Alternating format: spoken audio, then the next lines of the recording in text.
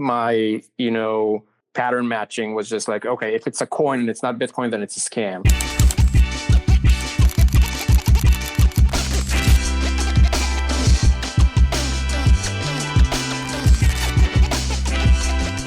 Hey, Udi. Nice. Okay, so just to give you a context, what we are doing here, and then we can jump into Taproot Wizards. So basically today is supposed to be a culture day. Basically the idea is that the ability to create a culture and united group of people around ideas is much more important. I wouldn't say it's much more important, but it's at least as important as the product itself. And that's kind of the main thing that differentiates between what is successful and what is not. And that's how the industry got started as well with ideologies, Bitcoin, Ethereum, and even stuff like Bitcoin Cash and Ethereum Classic that is still in the top 100. So basically to demystify and make this black magic accessible for everyone.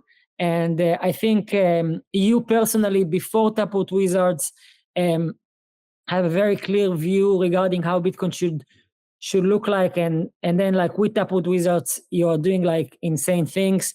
And so, just want to have a conversation about you, about Taproot Wizards, about the culture, and that's the idea. Perfect.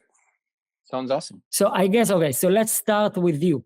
How did you get into Bitcoin? What is your kind of origination story? How your personal opinion evolved, and basically a background about you. Yeah, awesome. So I've been in Bitcoin more time than is healthy. I don't know, 10, 11 years now. My background at the time was as a software engineer, and I don't remember how I heard of it actually. I probably read about it somewhere. I don't remember where it was. And I think the thing that got me interested in it first was just, I was impressed that it works without servers, I guess, as a software engineer, right? I guess today that doesn't even sound that cool, but at the time it was hard to find. I used to play poker online, mostly as a hobby when I did, and for very, very small amounts, right? But when I did that, I learned two things. One was that the money that I had in my bank account is really not fully in my control at all, right? Because whenever I wanted to transfer it to a poker site to play, there were so many obstacles in doing that. So that's one thing I learned. I can't do whatever I want with my own money. And the second thing I learned from that was that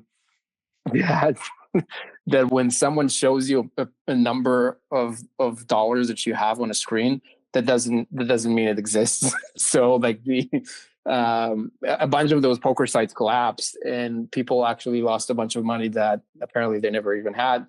Very similar to what you see with stuff like FTX and Mt. Gox earlier and stuff like that.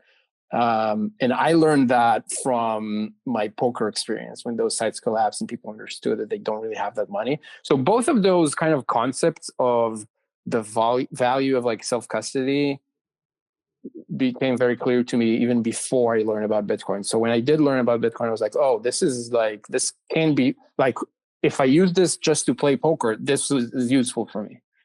And I see why. So I got interested in that for those reasons at the time.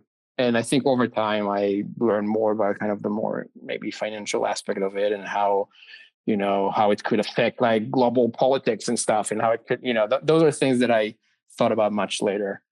For many years, I was known as a big Bitcoin maximalist, right? I was known as one of the Bitcoin maximalists. I think I was very opposed to a lot of other crypto systems that aren't Bitcoin. I think that started from just in 2017 era. There were so many ICO scams and stuff that were really, really bad. And I think my,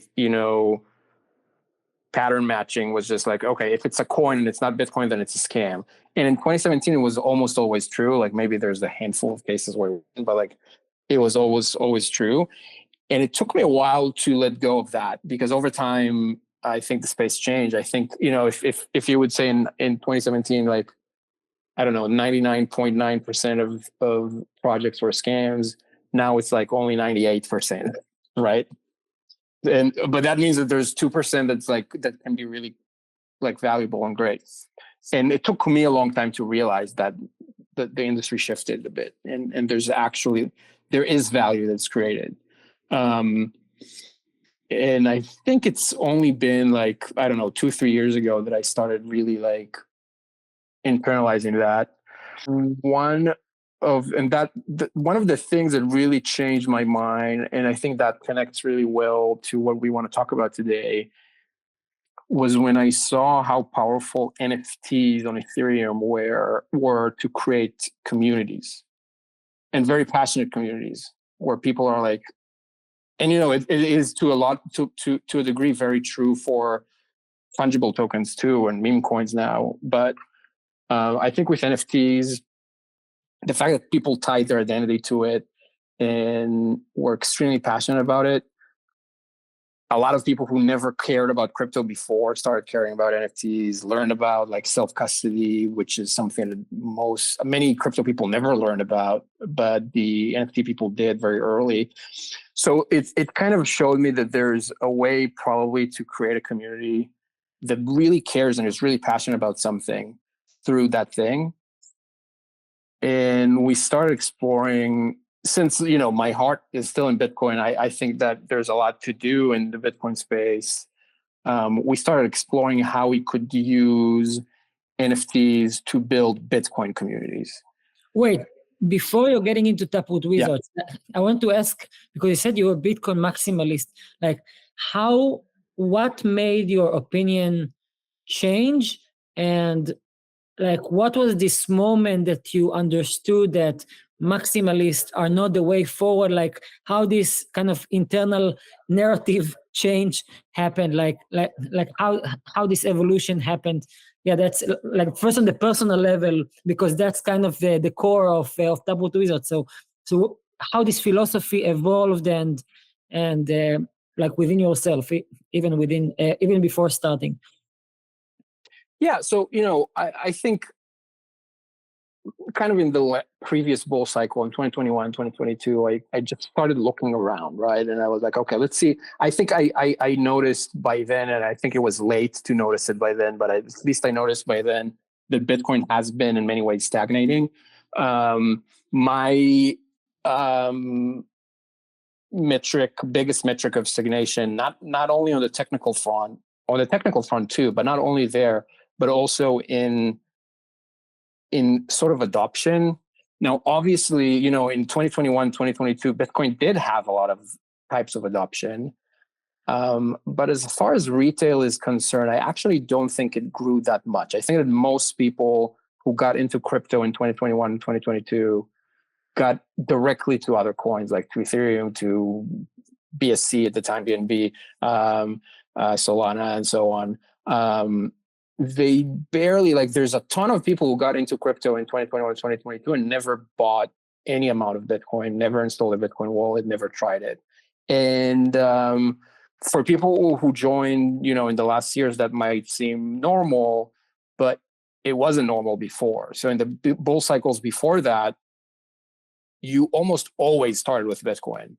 Anyone who ever got into crypto always started with Bitcoin and then started looking around, even for practical reasons, because if you wanted to buy some ICO, you wanted to buy, I don't know, Ripple, which was hot in 2017, you had to buy Bitcoin first and then transfer it to another exchange that lets you trade it to other altcoins. And the result of that was Bitcoin was the entry for everyone. People understood what it was. They used it a little bit, and they usually had at least some percentage of Bitcoin in their portfolio. And at the end of 2017, the 2017 rally, a lot of people lost a ton of money on ICOs and other stuff, but at least they had a small fraction of a Bitcoin still in the wallet that remained. And that over time grew and became something that is meaningful and allowed them to kind of continue that kind of journey. A lot of, Bitcoin developers who are developers today started their journey that way in 2017. They really mostly dabbled in other coins, but they had some Bitcoin left that proved to be valuable over time, and they learned more about Bitcoin through that. In 2022, we just didn't have that onboarding mechanism at all. So we had people, listening to Michael Saylor interviews and stuff, but I don't think it's anywhere, and that did onboard some people, but I don't think it has been anywhere nearly as effective as the previous cycles. Instead, we had a ton of people who onboarded directly to Ethereum, directly to Solana, and so on. And to me, that seemed like a big miss, because that meant, in my calculus, I was like, okay, if there's just very few people who are joining now, who's going to be left in 5 years? Like, who's going to be the developers? Who's going to be the builders if we didn't onboard like retail people now? And that kind of caused me to look around and try to figure out, like, okay, what are we missing here? Why are we failing at this? Like, price is going up, everything is great. Like, so why are we failing at bringing people in? So that kind of got me. And when I did that, I just saw that, sure, there's a ton, look, man, there's so many scams and rug pulls and junk, but some of it had, if not value, some of it did have value, and some other stuff was just fun. People just had fun, and that's important too. So I think that was kind of the reason. I found myself looking at Bitcoin. I'm looking at my portfolio. Everything's great. Everything's all-time high. But I'm like suddenly not bullish. I'm like, shit, like something here doesn't feel as obvious as it did in the previous cycle. So that's what changed for me, I think. Not all negative though, because I think that a lot of this has been fixed, and we'll talk about it in a minute. But yeah, for sure. Like I even remember a point of time that people used to say, Bitcoin is, and I was like, what are you talking about? It's like no, I'm not. Like I'm starting to ask people. It used to be Bitcoin first, and then no, Bitcoin is a rock. Is not doing anything. Is not Ethereum doing something. It's not productive. And I was saying, what the fuck is happening here? Something is wrong.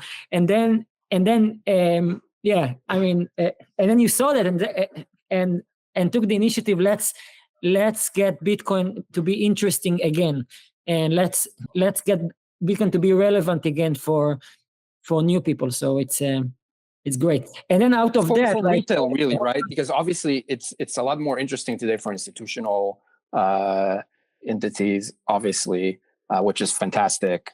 But I still think we need the retail people too, and that was kind of what we wanted to focus on. Amazing. Okay, then you understood Bitcoin is not interesting for retail, and you wanted to get it back to be interesting.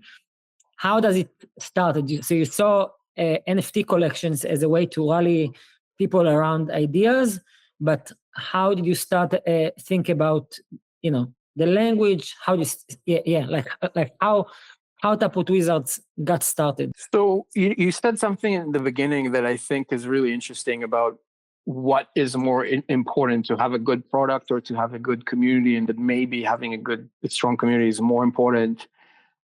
I think the great thing is that they complement each other incredibly well. So if you set out to build a product, right? Okay, maybe you have some idea. Maybe you're looking at some data and you're using that to figure out what you want to build. You obviously are going to do some tests. You're going to build something very quickly, put it in front of people and see how they react. All those things are great.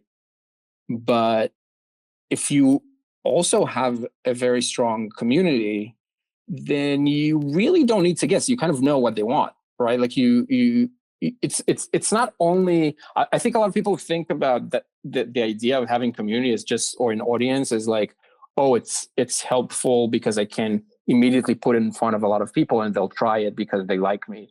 And like, yeah, that's true. But that is not the important part. The important part is that you're going to know what they want, right? You're going to intuitively know what they want if you're really part of a strong community, and you don't need to guess, and you don't need to. You save a lot of time trying because you just know what people are, what their state of mind is, what they're missing, what they would enjoy, what they would find valuable. You just know those things. So it really complements both in both directions. in a really interesting way. So for me, I've been in this space for a very long time, and I've been like kind of very big, sometimes to a fault, on making my opinions very public. And through that, I think it created a community of people who have a similar view on things, right? And I ended up having, a good access to an audience that understands me, but also I understand them. Long story short, what we thought, just based on that, the thing that we saw missing in the market is that we realized, just based on conversations that we were having with people, we realized that a lot of people in crypto hold Bitcoin, are bullish on Bitcoin. They believe and want Bitcoin to go up, but they think that the branding around it is so horrible that they cannot identify it as Bitcoiners, to the point that they're sometimes ashamed when they talk to crypto friends to admit that they own some Bitcoin, because I don't think it's the case now, but it was the case like 2 years ago, when people felt like Bitcoin is lagging up so much that they were like not talking about it. And so to us, it was very obvious that that's a branding issue. There's no other, like, people are bullish on Bitcoin. They just don't think it's cool to talk about it. So we just need to make it cool. And people want it. It's not like no one's going to fight that. Everyone wants that. Even people who are, known as, like, their identity is, oh, I'm an Ethereum person, I'm a Solana person. That's fine. They still want to say that Bitcoin is great. They probably have some in their portfolio, or they would be happy to have some in their portfolio. But the brand is just so like uncool. So that was the first thing that we were thinking about, is like, okay, how do we make it cool? And we knew that people will pick it up because they wanted it, right? So the wizard meme that the Taproot Wizards are built on is like this ancient Bitcoin meme from 2013 that I remember seeing when I started. It was on Reddit. It's this little wizard that looks like it was made in MS Paint. And it just says magic internet money. And what's really cool about that is that was at a time, if you put your mind in a 2013 person's mind, and you think about what things were like back then. In 2013, obviously, the vast majority of people in the world did not know that Bitcoin exists at all. But the few people who did know that Bitcoin existed, most of them thought that it was only for criminals. It's for buying drugs. It's for evading taxes. Those things are probably true, but it was not the only thing. But that was the only thing people knew about. Almost all of them. So the Bitcoin wizard meme in 2013 came out of that desire to change the way that the internet looks at Bitcoin, from something that is like dark and illegal to something that is kind of cheerful and fun. And they made that meme, and it became like the ad that had the Bitcoin wizard meme became the most popular ad on Reddit at the time, with the most clicks and so on. How did the thinking process of finding the meme that will achieve your goals look like? Like you, for us, like you try to, like, I guess, like, how did the thought process? How did the search process? Yeah, we were very fortunate to be introduced to an amazing artist. His name is Far, and he's been in crypto for a long time too. And he really liked the idea, like the vision of, okay, we need to kind of rebrand Bitcoin for retail and make it more accessible to this group of younger people. He really liked that too. And we just started experimenting with, I'm trying to, we started experimenting with a bunch of other old memes. We kind of looked through them. But honestly, the Bitcoin wizard was pretty obvious. As we looked at like what Bitcoin memes exist, there's the honey badger, right? That is a known Bitcoin meme. There's a couple of others, but the wizard just had something very pure about it. It's like, he's just happy, like he doesn't care. He's just happy, and he's instantly recognizable. There was it was very obvious to us, I think, very early that we're probably going to go with that. So, we actually had a lot of the art and a lot of the kind of story and narrative ready way before we launched Taproot Wizards, like, I don't know, almost a year probably before. But we missed a very, very important part, which is the ordinals protocol. So originally we knew how we're going to tell the story, but we didn't have the tech to do it. So we were thinking about, okay, maybe those will be NFTs on Ethereum, and we will let people buy them with Bitcoin or trade them with Bitcoin, but the NFT itself will be on Ethereum. And we had it working, like technically we had a prototype that works, but it didn't feel right. Like it didn't feel right that the Bitcoin community will be on Ethereum. So we kind of, put it aside, and we didn't know like what the next steps would be. And then when ordinals showed up, that's why we were very early to ordinals. As soon as they showed up and we understood how they work, we're like, damn, we have everything ready. We're going now. And we put the team back together and we were ready in like 2 days. So, it's sometimes you do need things to fall into place too. Like it's not always, I guess patience helps in those things, but we did get lucky that the ordinals protocol kind of showed up at the right time. Wow, that's amazing. So someone I heard saying luck is like someone told someone else that he's lucky, so he said, I'm waiting for the luck from the morning to the evening. So you waited for ordinals a year before. So that's lucky, but it's also like you were exactly knew what is missing. And it also comes back to the idea of product and culture. Like the meme was not enough without the ordinals, and the ordinals was not enough without the meme. So those two were the two components that made it possible. Yeah, totally. In Israel, we play backgammon a lot, right? Sheshbesh.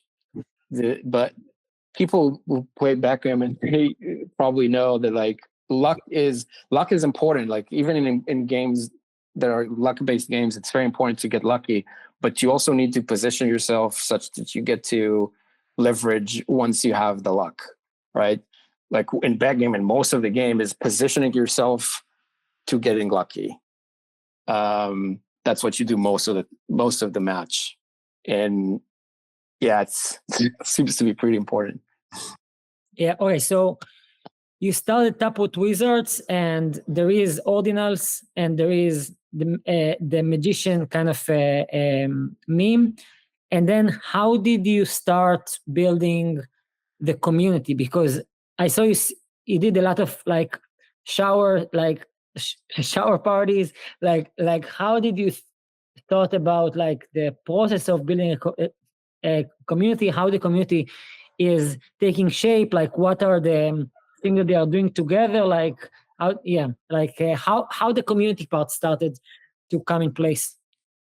So one thing that was obvious to us is that we want to build something that is truly for the long term. And I know that it's something that people always say and not always mean, but really, I mean, and if you think about it too, we've been, most of the team, especially the early team for us, we're all have been kind of early to crypto. So like the idea of like, okay, let's do an NFT collection and sell it, take the money, it was not that exciting to us. We're like, we don't need this. However, we did think that there's a lot to be done in Bitcoin. I've talked a lot about the culture and the branding, but eventually, and what we're working on now is changing it technically too. We're building like Cat VM, which is a framework to building apps on top of Bitcoin, and we want to upgrade Bitcoin itself. That's a lot of different conversations to talk about, but we knew that the plans that we're going for are very ambitious and very long term. So the goal with the community was not to like, hey, let's get a nice community and sell them something. The community is strategic. Like we realized that we cannot do this on our own. Doesn't matter like how much capital or whatever we would have. We need like people to amplify the message, and we need people to believe in the same like goals that we have. So the main thing that we were thinking about since the beginning was how are we going to build a community that sticks around for a long time? Mm-hmm. And what does long time mean? It means you're going to have those cycles, going to have a bear cycle, you're going to have a bull cycle, you're going to have a lot of hype, and then you're going to have no hype, and you're going to want to keep the core throughout that entire period somehow. How do you do that? So one part is the mission. We had the mission of, and fix the branding and fix the culture and fix the tech too. Mm. So that's great.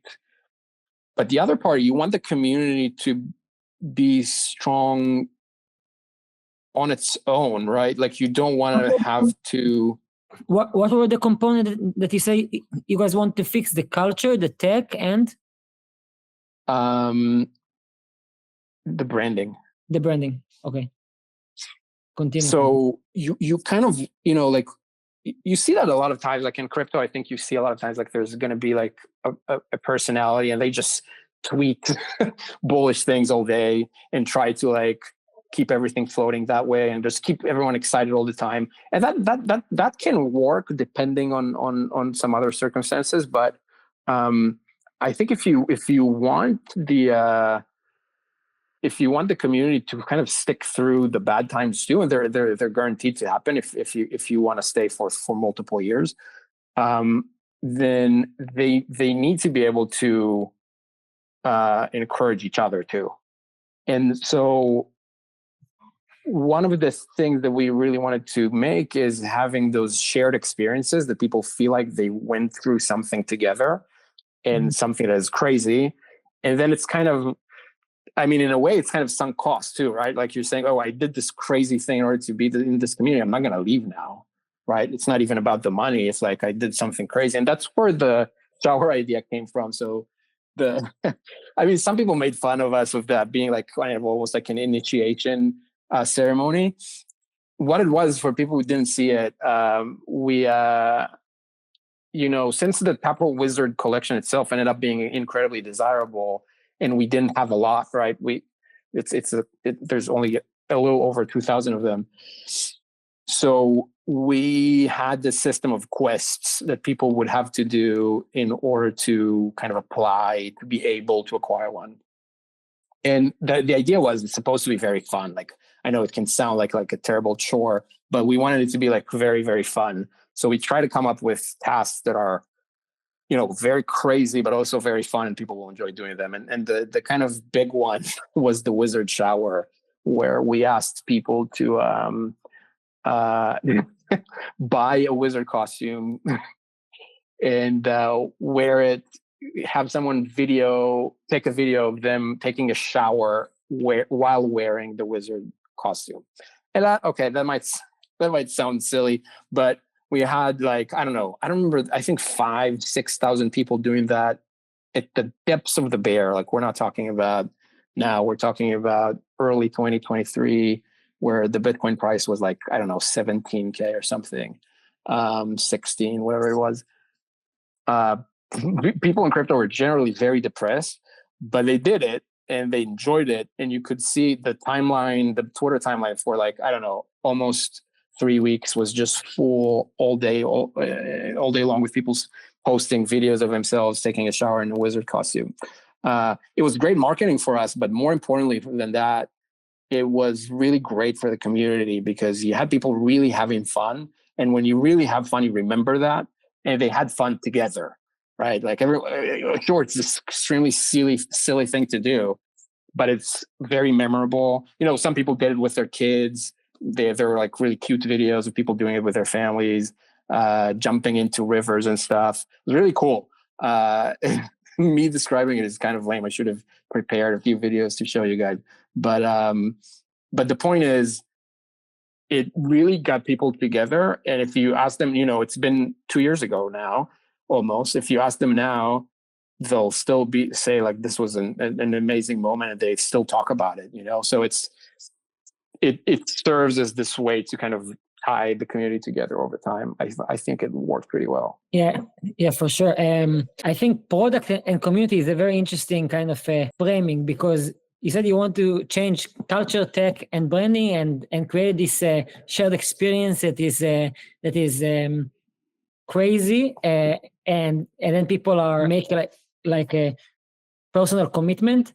Okay, and then how do you think about how to use that people, or how that people helping with the technical changes that you think Bitcoin should go through, and what kind of technical changes you think it's important for Bitcoin to be like cool again? So our hypothesis was, when we started with this, it was that actually the reason that Bitcoin has been stagnant technically is tied to the cultural kind of decline. So because it used to be frowned upon to talk about upgrades to Bitcoin. It used to be frowned upon to talk about speculation with Bitcoin and with Bitcoin-based assets.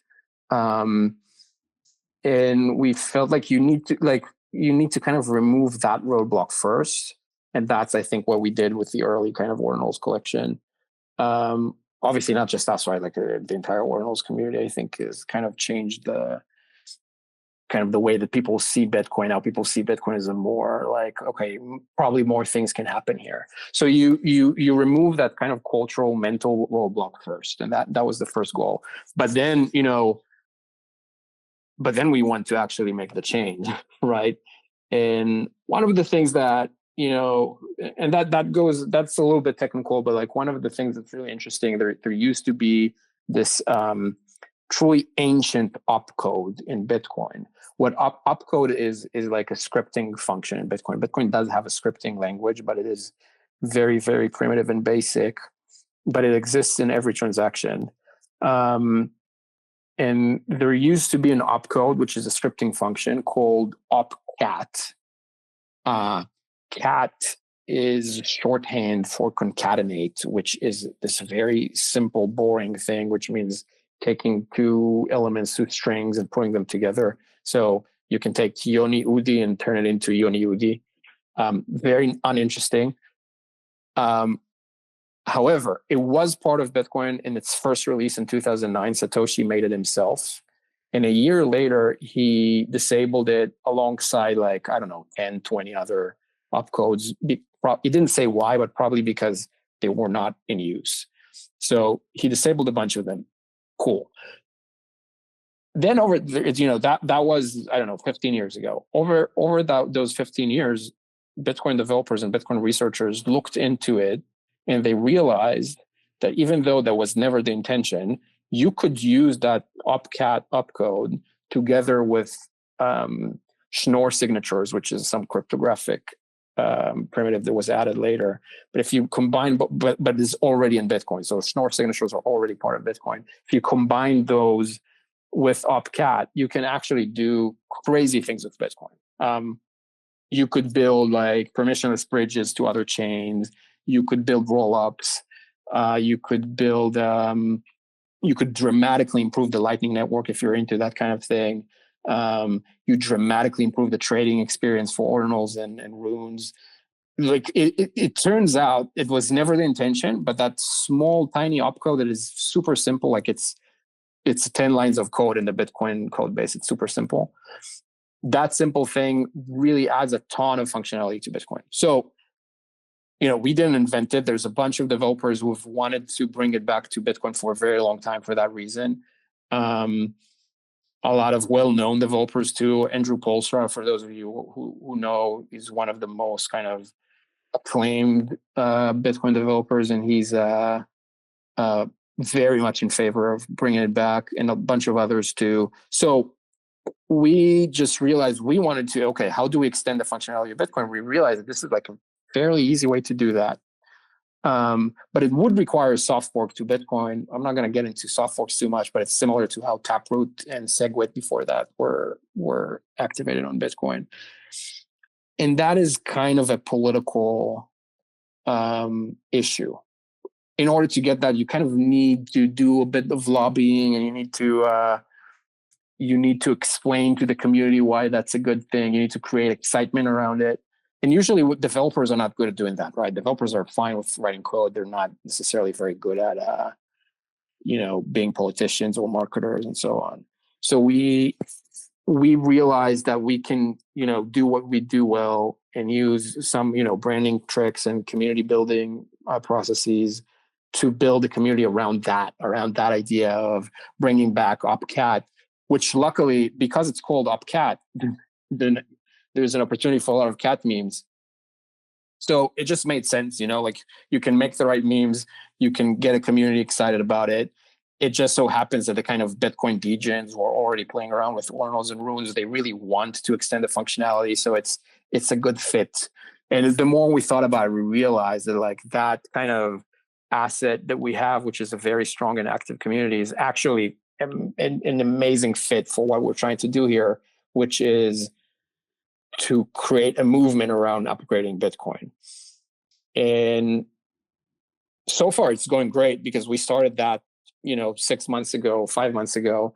Back then, nobody knew that OpCat existed.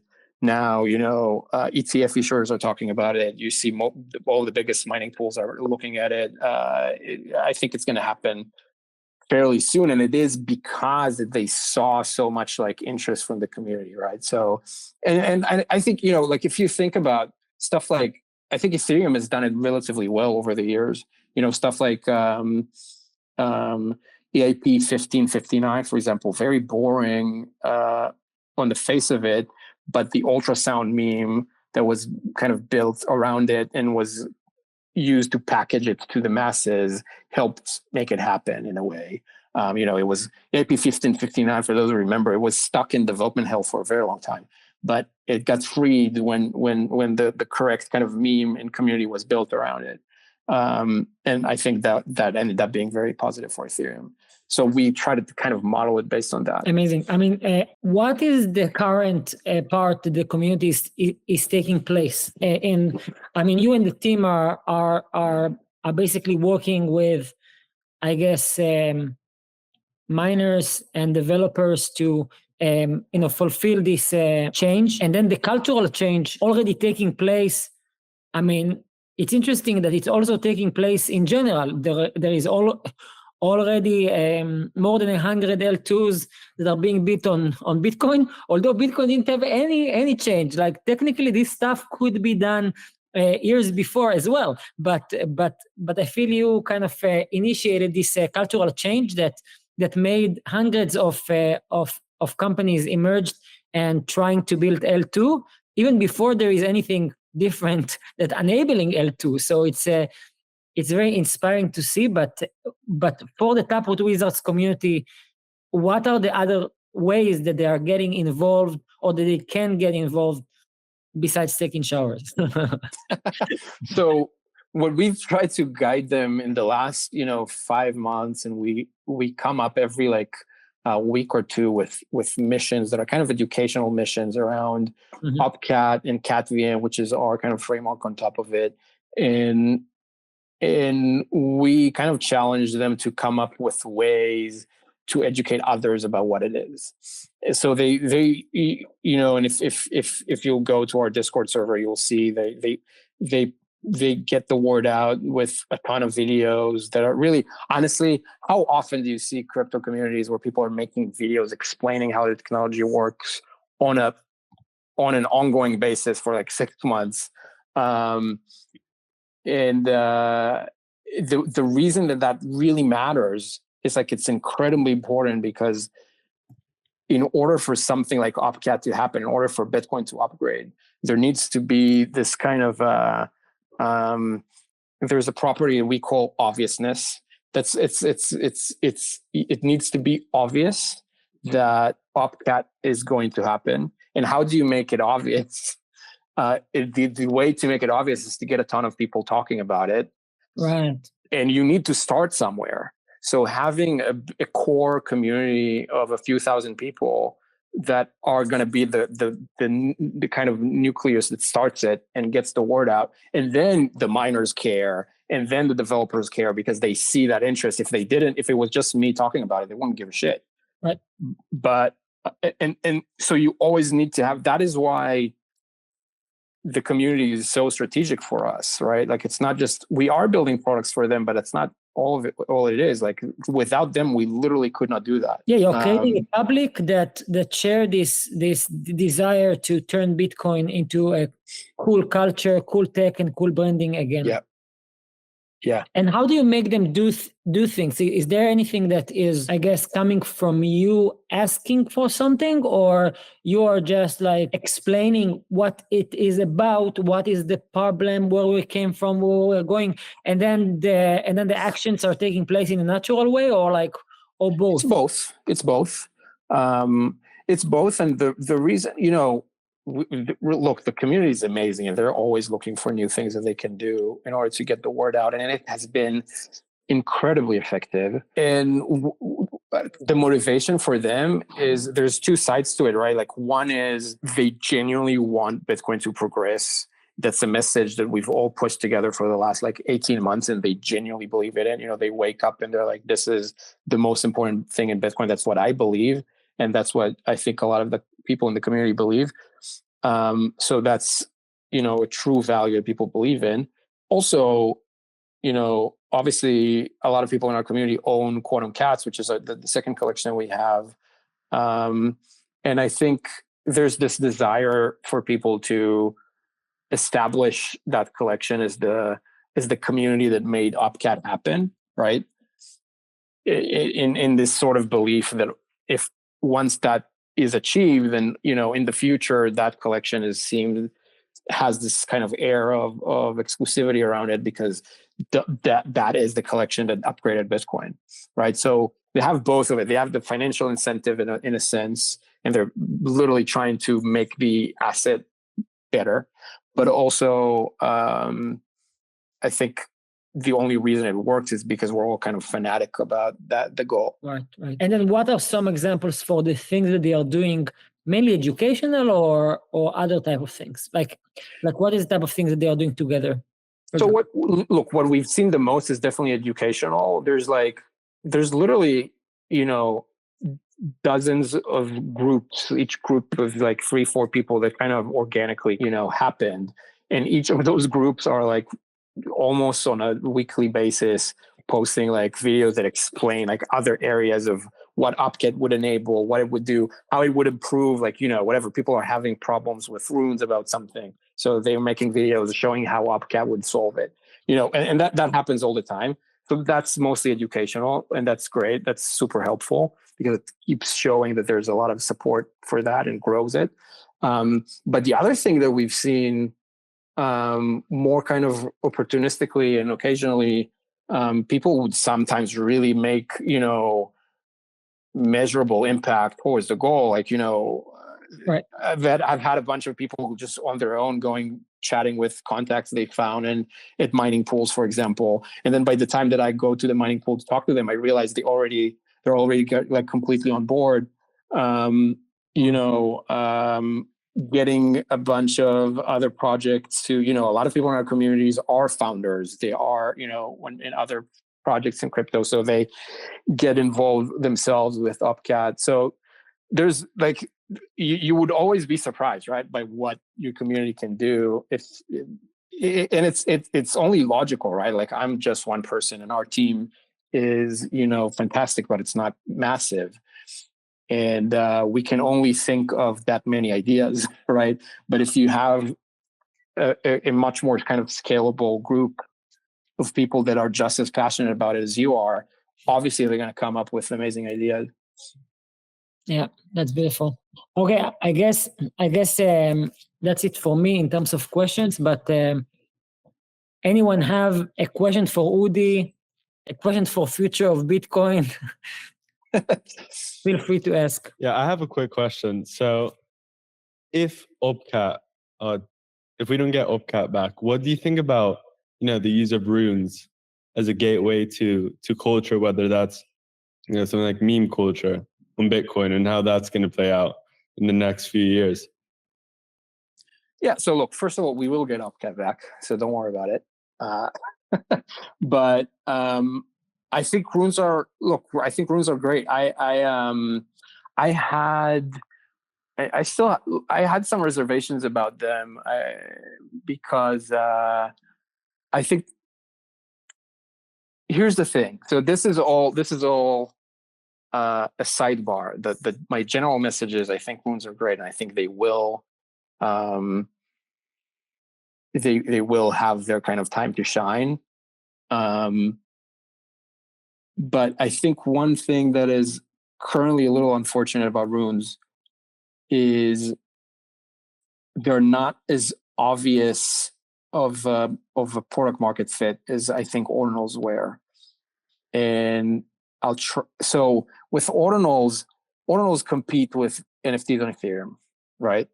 And NFTs on Ethereum are already, they're not, the trading experience is not great. It's fine. I guess with Blur in the recent year or so, it has been better, but it's still, since they're not fungible, the experience is nowhere near like trading, fungible like meme coins on Solana. It's much kind of slower and kind of, it's a different experience. But that's fine because they're NFTs and that's what they're supposed to be. So Bitcoin for ordinals actually manages to replicate pretty much every feature that you would want from NFT trading on Ethereum, just because it's kind of simpler and already the bar is kind of lower. So Bitcoin managed to do that, I think, very well. And in fact, if you go to trade NFTs on Bitcoin right now, these days, I think you'll see that the experience is almost the same, with one big caveat, which is that the block times are much longer. So that creates, by the time that your trade is confirmed, that can take a long time. And then during that time, you can have your trade sniped, which is very annoying. And it's 10 minutes versus 15 seconds. It's kind of a dramatic change. So that part is still annoying. But besides that, Bitcoin is actually a really good fit for NFTs, I believe. The permanent storage of the image, and we can talk about that for hours. I love talking about that stuff. However, with runes, what do runes compete with? They compete with, Solana meme coins. And the experience of trading Solana meme coins is so smooth. And the market structure is great because you have AMMs. You don't have that on Bitcoin. So with Bitcoin, you kind of have a one-sided order book, which is really a bad way to do things. It's not the fault of runes. The reason it's like that is because Bitcoin is more limited technically. So they did the best they can. But I feel like it's just not competitive as it stands. So I guess what I'm saying is runes do need Bitcoin to upgrade in order to really reach their full potential. Opcat would get them there. So with Opcat, it kind of transforms. You would still use the same runes protocol, but it kind of transforms what it can do. So then it can be competitive with Solana. Until it is, or Ethereum meme coins for that matter. Until it is, I think it will have a hard time reaching like kind of an escape velocity. All that said, in general, obviously, and we see that in the last year, obviously meme coins are a fantastic way to kind of build community and get excitement around things. They have their other drawbacks, but for that, they're great. And if runes manage to get even, 10% of the interest of Solana meme coins, I think it will do a lot to push kind of Bitcoin forward in that sense. Thank you. Hey, Udi. So obviously a lot of, there's some people that are super excited about the future of Bitcoin ecosystems built on top of Bitcoin, but there's also some skeptics that are skeptical of the rollups and the L2s and the NFT ecosystem and all these things like actually mattering in a really significant way. As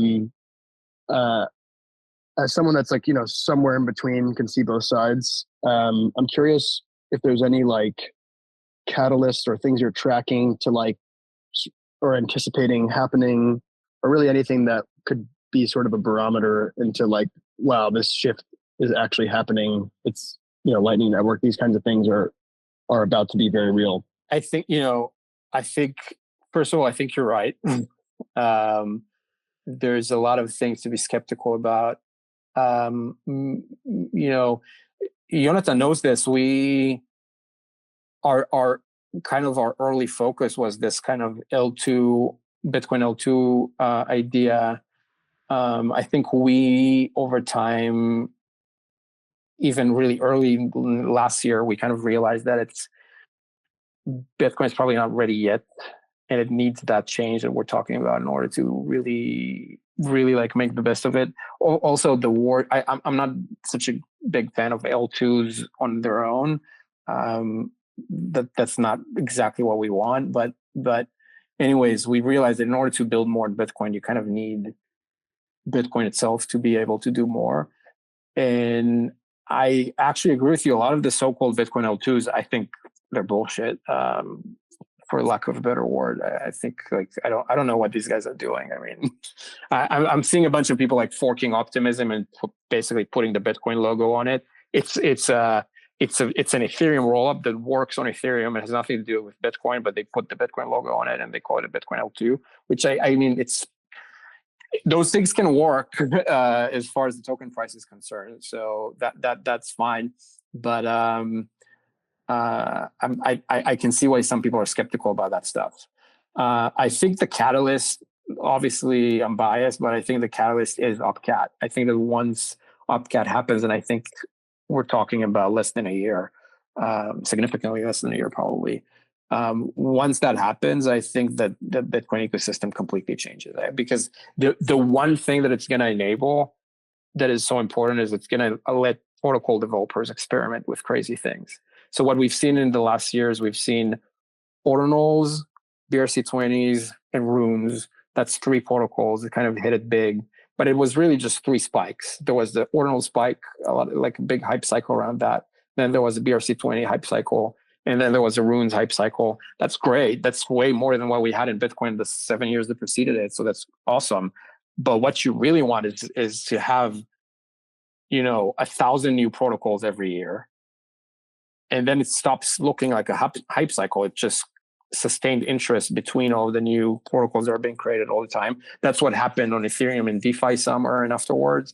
And I think that's what's going to happen in Bitcoin once Upcat happens, because you'll just see crazy protocols that people can start building. And most of them are not going to stick, but the interest in the Bitcoin ecosystem will sustain. And some of those protocols will end up being very good. So that's what I'm really looking forward to. And that's why we're pushing so hard for this. I think it changes the entire landscape once that happens. By the way, when I'm saying DeFi summer, I don't mean that DeFi summer is going to be replicated on Bitcoin. I don't think that the market is ready or interested in that. I think that people will come up with whatever crazy protocols that have not existed on other chains, and that happen to be a fit for what markets do today. So just wanted to throw that out there. Udi was very, very insightful. Thank you for this conversation. Everything will be recorded, so we can send over if you want to share. And yeah, awesome. Let's make Bitcoin great again. Magical. Let's make it magical again. Magical. Awesome. Thanks a lot for having me. This was fun.